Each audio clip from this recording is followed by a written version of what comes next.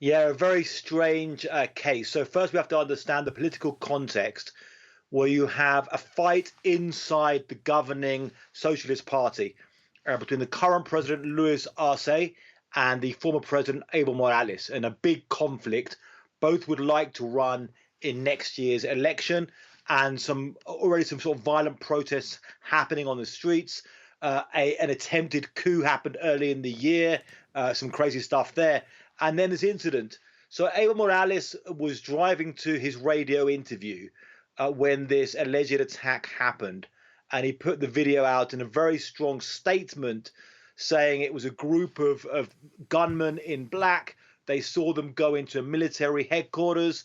Could there be police or military or some kind of paramilitary group hired by the state? But he's blaming the government. He calls the government fascist in his statement, and he's blaming them.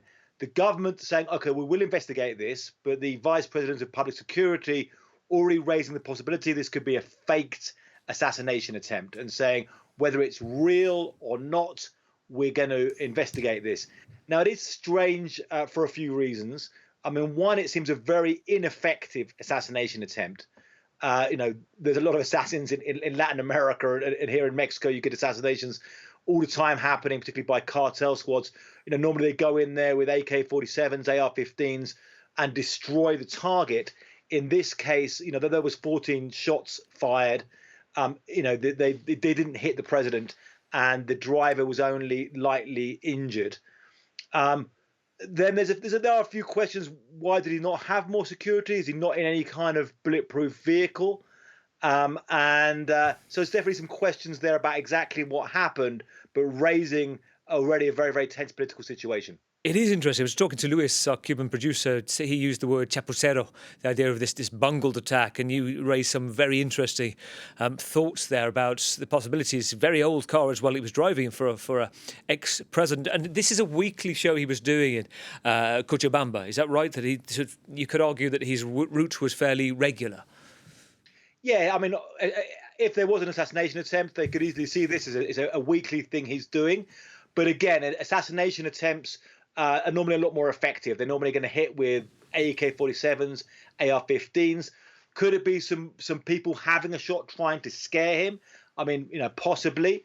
But then, yeah, there are questions there, and some people have, there's supposed ballistic experts saying, you look at this, the injuries aren't really of the driver, aren't really in line, and where you see the shots coming in from, and these sort of things. There's some inconsistencies in the Facebook video he put out.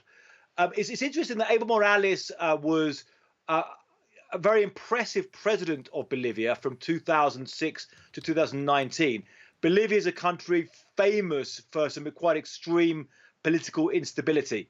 And you had many, many coups, one of the countries in the world with the highest amount of coups ever.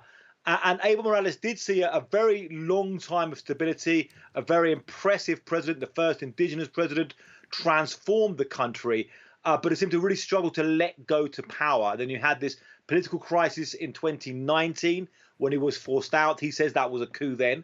When he was forced out, he flew to Mexico for a while, was here, then went back to Bolivia. His party retook power, but then you've got this struggle against his protege, and you've seen some sort of quite violent things kicking off in the streets already with his supporters. He's also been charged with statutory rape and human trafficking, and they're trying to arrest him for those things. He says it's a political thing.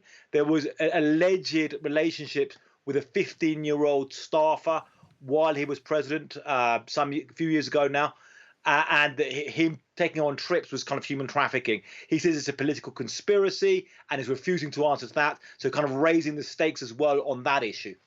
Very interesting. And very briefly, in a 30 seconds or so we have, just worth this reminding as well, you talk about Morales in the past. So he'd served 2 terms, is that right? He'd argued his case that his human rights was against him to stop him running a 3rd term. So that wider politics plays in ahead of next year's elections, doesn't it?